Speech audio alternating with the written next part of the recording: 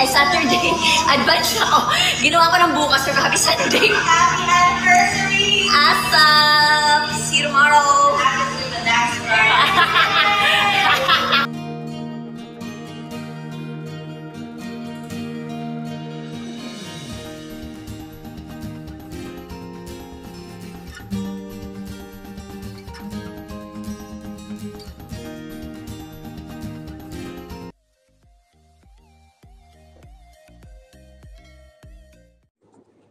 Panibagong update, Kemchu IG story. Sa kanyang IG story ay mayroon po siyang rehearsal para sa ASAP, anniversary ng ASAP, bukas o mamaya. At mayroon po siyang isang IG post naman na tila galing siya kagigising lang. Mayroon siyang post na emoji at my finger heart. Sa huling IG story naman niya, ay sinasabi nga niya na see you tomorrow, pero may mga backup na nasa likod.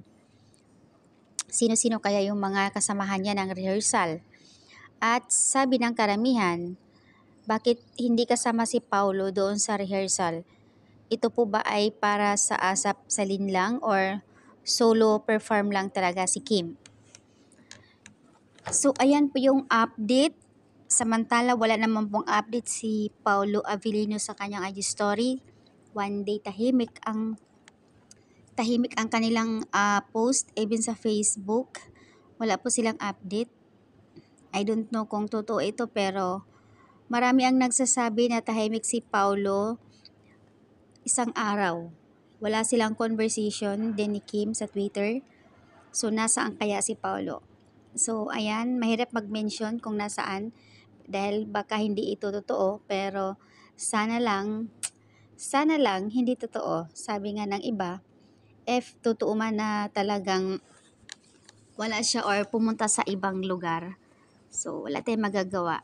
Ito ay talagang support pa rin tayo para sa kanilang series na Linlang dahil nga sobrang taas ng